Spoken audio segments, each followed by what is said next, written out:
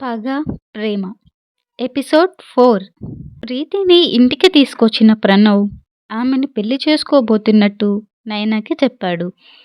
నైనా పెద్దగా రెస్పాండ్ అవ్వలేదన్న కోపంలో ఉన్న ప్రణవ్ గట్టిగా పిలుస్తున్న నిఖిల్ వాయిస్కి బయటికి వస్తాడు. ఏంట్రా అరుపులు అని అడిగాడు ప్రణవ్. మా సిస్టర్ని ఏమన్నావు? తను ఎందుకు ఏడ్చింది అని కోపంగా అడిగాడు నిఖిల్. 24 గంటలు దాన్ని చూస్తూ కూర్చోవడమేనా పనా? అయినా ఆవిడ గారు ఏడవంది ఎప్పుడట అని వెటకారంగా అన్నాడు ప్రణవ్. చాలే ఆపు. అయినా ఆ అమ్మాయిని ఇక్కడికి ఎందుకు తీసుకొచ్చావు అని సీరియస్గా అడిగాడు నిఖిల్. ఓ, నీకు తెలీదా? ప్రీతిని నేను పెళ్లి చేసుకోబోతున్నాను అని పొగరుగా అన్నాడు ప్రణవ్. మరి నైనానేం చేస్తావు అని సీరియస్గా అడిగాడు నిఖిల్. అప్పుడే కిచెన్లో నుండి బయటికి వచ్చిన నైనాని చూసి, ఆ ఇడుపు మొహాన్ని నేనేం చేస్తాను, విడాకులిచ్చి బయటికి గెంటేస్తాను అని చాలా క్యాజువల్గా అన్నాడు ప్రణవ్. ఆ మాట విని బాధతో తలదించుకుంది నైనా. ఆమెను అలా చూసేసరికి నిఖిల్ కోపం ఇంకా విరిగిపోయింది. రేయ్, నీకు పిచ్చేమన్నా ఎక్కిందా? నైనని కావాలని గోల చేసి మరీ పెళ్లి చేసుకుంది విడాకులు ఇవ్వడానికా అని అరిచాడు. అది నా పర్సనల్. ఇక అరిచిన వరకు చాలు, మూసుకొనిరా మెక్కుదువు. అసలే నీ సో కాల్డ్ సిస్టర్ నా కాబోయే వైఫ్ కోసం మంచి స్పెషల్స్ చేసింది అని అన్నాడు ప్రణవ్. రేయ్, ఇనఫ్రా, నువ్వు చేసే పనులకు నాకు ఆకలి కూడా చచ్చిపోయింది. ప్రీతిని తెచ్చి ఇక్కడికి పెట్టావని అమ్మమ్మకి తెలిస్తే శకుంతల కాస్త శివగామి అవుతుంది. అప్పుడు నేను కట్టప్పలా మరి నిన్ను పొడిచి పారదొబ్బు అన్నాడు నిఖిల్.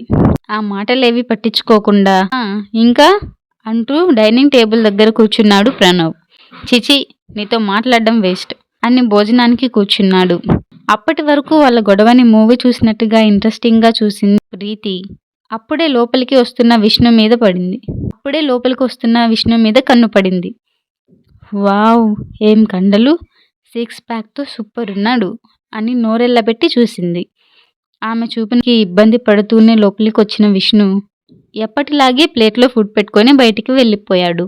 ఎక్కడికి వెళ్తున్నావురా అని అడిగాడు నిఖిల్. నేను ఇక్కడ జస్ట్ సెక్యూరిటీని మాత్రమే. నాకు నా స్థాయి ఏంటో, ఎక్కడుండాలో బాగా తెలుసు అని ప్రణవ్ని ఒక్కసారి చూసి బయటికి వెళ్ళిపోయాడు విష్ణు. నిఖిల్ అనుమానంగా చూస్తూ, వాణ్ణేమన్నావురా? వాడింతగా హట్ అయ్యాడంటే ఖచ్చితంగా నువ్వేదో పెద్ద మాటలే అనుంటావు. అసలు మీ ఇద్దరికి గొడవ ఎందుకు వచ్చింది అని అడిగాడు. అదంతా నీకు అనవసరం అని తేలిగ్గా అన్నాడు ప్రణవ్. మరి ఇంకెవరికి అవసరం, ఈ ప్రీతికా అని అరిచాడు నిఖిల్. వీడేంటి వచ్చిన పనుండి నా మీద పడ్డాడు, ఈడియట్ అని నిఖిల్ని కొరకరా చూసింది ప్రీతి. ఆమె చూపుల్ని కేర్ చేయకుండా, చిన్నప్పటి నుంచి ముగ్గురం ఒకే ప్రాణంగా కలిసి పెరిగాం, ఇప్పుడు విడిపోయే పరిస్థితులు తీసుకురాకు అని చెప్పి తినకుండానే వెళ్ళి సోఫాలో కూర్చున్నాడు. అక్కడ జరిగే గొడవతో తనకి సంబంధం లేదన్నట్టుగా హ్యాపీగా తనకు కావలసినంత పెట్టుకొని తింటుంది ప్రీతి. నిఖిల్ మాటలకి సమాధానం చెప్పలేక కష్టంగా తిని తన రూమ్లోకి వెళ్తున్న ప్రణవ్ని చూసి అతని వెనక్కే వెళ్ళింది ప్రీతి. ఆమెను అలా చూసిన నిఖిల్, ఏరా, అప్పుడే లివింగ్ రిలేషన్షిప్ కూడా మొదలుపెట్టావా? కనీసం విడాకులు ఇచ్చే వరకు కూడా ఆగలేకపోతున్నావా అని పళ్ళు నూరుతూ అడిగాడు. ఆ మాటకి వెనకే వచ్చిన ప్రీతిని చూసి కోపంగా, నువ్వు నా వెనకెందుకు వస్తున్నావు అని సీరియస్గా అడిగాడు ప్రణవ్. అదేంటి ప్రణవ్, మనిద్దరం త్వరలో పెళ్లి చేసుకోబోతున్నాం. ఒకే గదిలో ఉన్న ఒకే బెడ్ షేర్ చేసుకున్న తప్పేంటి? నీతో బెడ్ షేర్ చేసుకోవడానికి నాకేం అబ్జెక్షన్ లేదు అని క్యాజువల్గా అంది ప్రీతి. కానీ నాకు అబ్జెక్షన్ ఉంది, వెళ్ళి గెస్ట్ రూమ్లో ఉండు అని చెప్పి దడ్మని డోర్ క్లోజ్ చేశాడు ప్రణవ్. కోపంగా నీళ్ళని తన్నుతూ అక్కడి నుంచి వెళ్ళిపోయింది ప్రీతి. ఆమెను చూసి చిన్నగా నవ్వుకున్నాడు నిఖిల్.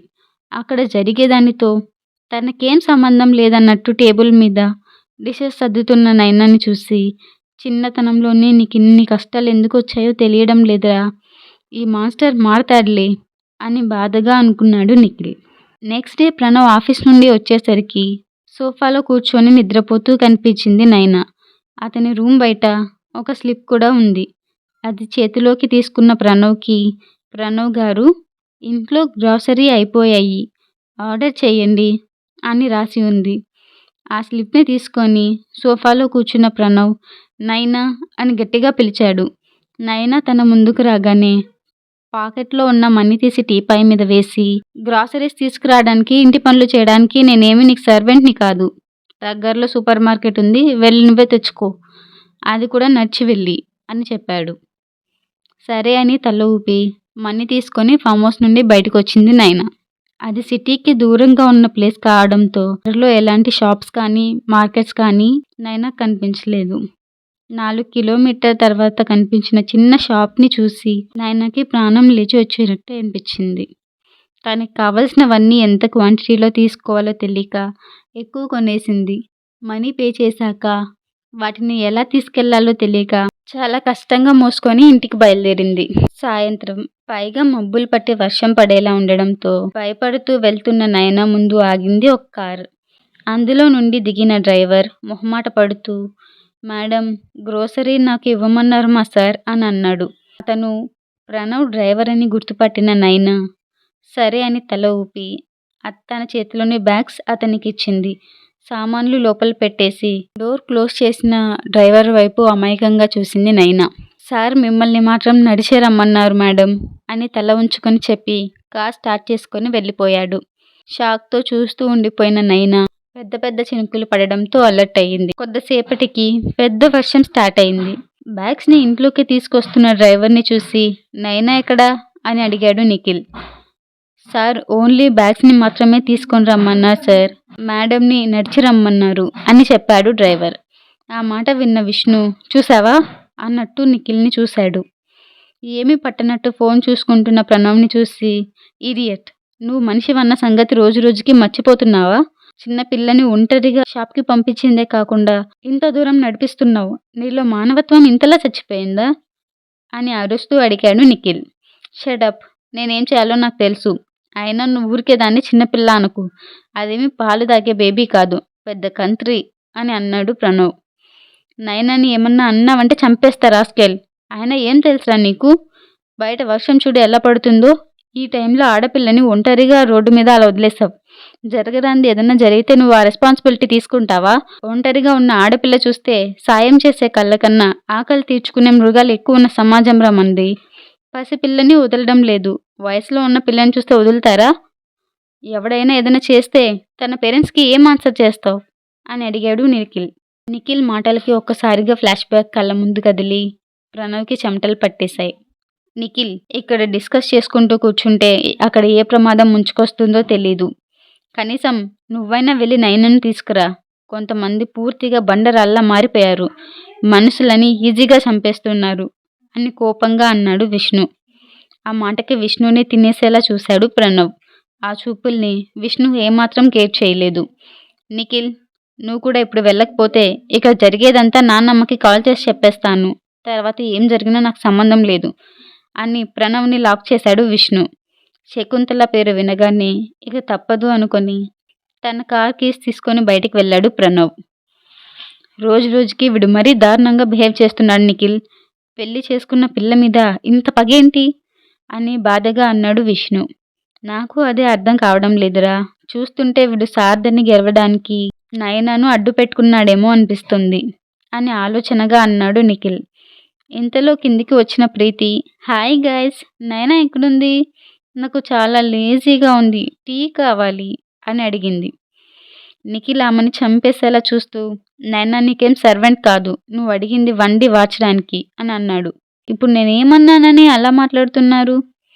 అయినా ప్రణవ్ కూడా నైనాని సర్వెంట్ లాగే ట్రీట్ చేస్తున్నాడు కదా అని తిప్పుకుంటూ అంది ప్రీతి. ప్రీతి, వాడు నైనా మీద కోపంతో నిన్ను పెళ్లి చేసుకుంటానని వాగుతున్నాడు, కానీ వాడి మనసులో ఆలోచన ఉందని నాకు అనిపించడం లేదు. సో టైం వేస్ట్ చేసుకోకుండా ఇక్కడ నుంచి వెళ్ళిపో అని సీరియస్గా చెప్పాడు విష్ణు. అది చెప్పడానికి నువ్వెవరు అని పొగరుగా అడిగింది ప్రీతి. వాడు ఎవరైతే ఏంటి కానీ ముందు ఇది చెప్పు, నువ్వు నిజంగా ప్రణవ్ని పెళ్లి చేసుకోవాలి అనుకుంటున్నావా అని అడిగాడు Nikhil. Yes Nikhil, I love Pranav అని క్లోజప్ ప్యాచ్ స్మైల్ ఇస్తూ అంది ప్రీతి. అబ్బో అని సాగతీసి, అలా అయితే వాడిని ఇంప్రెస్ చేయకుండా ఇలా రూమ్లో కూర్చుంటే ఎలా? నీ లవ్ని ఎక్స్ప్రెస్ చేయాలి కదా అని సాగదీస్తూ అన్నాడు నిఖిల్. రేయ్ అని ఏదో అనబోతున్న విష్ణు కళ్ళతో సైగ చేసి ఆపి, రేయ్ దాంతో గొడవద్దు, తెలివిగా డైవర్ట్ చేద్దాం అని చిన్న వాసుతో అన్నాడు నిఖిల్. అప్పటికే నిఖిల్ మాటలకి ఆలోచనలో పడ్డ ప్రీతి అయితే ఒక 5 స్టార్ హోటల్‌లో రూఫ్ గార్డెన్ పార్టీ ఇచ్చి ప్రపోజ్ చేయనా? అని ఎక్సైట్ అవుతూ అడిగింది ప్రీతి. అంత భారీ బడ్జెట్ మూవీ ఎందుకు ప్రీతి? హ్యాపీగా వాడికి నచ్చిన వంటలు చేసి మంచి వైఫ్ మెటీరియల్ అనిపించుకో అని నవ్వుతూ అన్నాడు నిఖిల్. వాట్? కుకింగా? నేనా? నెవర్. నాకు స్టవ్ వెలిగించడం కూడా రాదు అని స్టైల్‌గా జుట్టు వెనక్కి వేసుకుంటూ అంది ప్రీతి. "హ్మ్. ఇలా అయితే చాలా కష్టం ప్రీతి. వాడి ఫ్రెండ్‌గా మంచి సలహా ఇస్తున్నా. యూజ్ చేసుకో. వాడికి పార్టీస్, ప్రపోజల్స్ ఇవేమీ నచ్చవు. అచ్చమైన తెలుగమ్మాయిలా కుక్ చేసి పెట్టు. అలా నీ కాళ్ళ దగ్గర పడుంటాడు" అని విష్ణుకి కన్ను కొట్టాడు నిఖిల్. విష్ణు చిన్నగా నవ్వుకున్నాడు.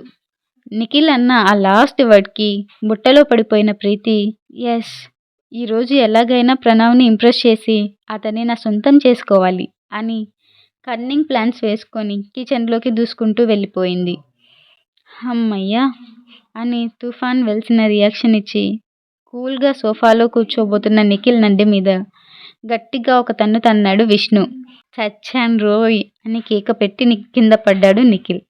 విష్ణు కోపంగా నిఖిల్ కాలర్ పట్టుకొని బయటికి లాక్కొచ్చి ఏరా మిత్రద్రోహి! ఆ పిచ్చిదానికి లేనిపోని ఐడియాస్ ఇచ్చి నువ్వు కూడా నైనాకి ద్రోహం చేయాలని చూస్తున్నావా? అని అరిచాడు. అబ్బా ఆపరా! నా సిస్టర్ లైఫ్ నేనెందుకు స్పాయిల్ చేస్తాను?